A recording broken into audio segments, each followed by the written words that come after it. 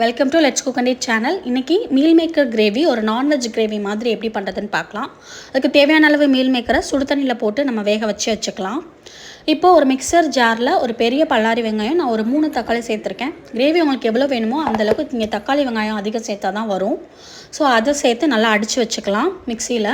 இப்போ ஒரு கடாயில் தேவையான அளவு எண்ணெய் ஊற்றிட்டு, 2-3 ஸ்பூன் எண்ணெய் ஊற்றிட்டு, தாளிப்புக்கு அந்த பிரியாணி ஸ்பைசஸ் பட்டை, கிராம்பு, ஏலக்காய், ஸ்டார் எல்லாமே போட்டுட்டு கடுகு போட்டு தாளிச்சிக்கலாம். இப்போ ஒரு பெரிய பல்லாரி வெங்காயத்தை நம்ம சின்ன சின்னதாக கட் பண்ணி நம்ம சேர்த்துக்கலாம். தேவையான அளவு உப்பும் நம்ம சேர்த்துட்டு இது நல்லா வதக்கி கொடுத்துடணும். இது ஓரளவு ஒரு 2 மினிட்ஸ் நல்லா வதங்கினதும் நம்ம காரத்துக்கு ஏற்ற மாதிரி ஒரு ஸ்பூன் மிளகாத்தூள், ஒரு ஸ்பூன் மல்லித்தூள், அதுக்கப்புறம் வீட்டில் இருக்கிற சாம்பார் பொடி, அதிலே நம்ம எல்லா பொருளும் சேர்த்து அரைச்சிருப்போம். ஸோ அதை சேர்த்தா கரெக்டாக இருக்கும். ஸோ அதெல்லாம் சேர்த்துட்டு நம்ம மிக்ஸ் பண்ணிக்கலாம். கொஞ்சமாக இஞ்சி பூண்டு பேஸ்ட்டு சேர்த்துக்கலாம். இஞ்சி பூண்டு பேஸ்ட் இல்லைனா லைட்டாக தட்டி கூட நீங்கள் சேர்த்துக்கலாம். அது நல்ல ஃப்ளேவர் கொடுக்கும் இந்த கிரேவிக்கு. ஸோ இது எல்லாத்தையும் சேர்த்துட்டு நம்ம நல்லா மிக்ஸ் பண்ணி விட்டுறலாம். மிக்ஸ் பண்ணி விட்டுட்டு நம்ம அரைச்சி வச்சுருக்கிற தக்காளி வெங்காயம் அந்த விழுதை இதில் சேர்த்துட்டு தேவையான அளவு தண்ணியும் ஊற்றணும். இப்போ நம்ம தனியாக சுடு தண்ணியில் போட்டு வச்சுருக்கிற மீல் மேக்கரை இதோடு நம்ம மிக்ஸ் பண்ணிடணும்.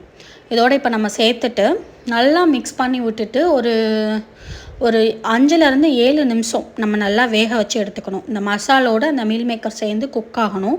ஓரளவுக்கு இது குக் ஆனதுக்கப்புறம் நம்ம ஒரு தேங்காய் பால் ரெடி பண்ணிக்கணும். கொஞ்சமாக தேங்காயும் கொஞ்சோண்டு சோம்பு சேர்த்து அரைச்சி தேங்காய் பால் பண்ணி வச்சுக்கணும். ஒரு கைப்பிடி தேங்காய் போட்டால் போதும். ஸோ இந்த தேங்காய் பால் சேர்க்குறதும் ரொம்ப நல்லாயிருக்கும் இந்த கிரேவிக்கு. அதை அரைச்சி அதையும் இதோட சேர்த்துட்டு அதுக்கப்புறம் ஒரு 2-3 மினிட்ஸ் நம்ம ஓரளவுக்கு குக் பண்ணி எடுத்தோன்னா அப்படியே அந்த எண்ணெய் பிரிஞ்சு நம்மளோட மீல் மேக்கர் கிரேவி ரொம்பவே இந்த சப்பாத்திக்கு ரொம்ப ரொம்ப நல்லாயிருக்கும். ஃப்ரைட் ரைஸு இந்த மாதிரி கீ ரைஸ், ஜீரா ரைஸ்க்கும் நல்லாயிருக்கும். பட் சப்பாத்திக்கு ரொம்ப அல்டிமேட்டாக இருக்கும். கண்டிப்பாக நீங்கள் இதை ட்ரை பண்ணி பாருங்கள். இதே மெத்தடில் உங்களுக்கும் ரொம்ப பிடிக்கும்.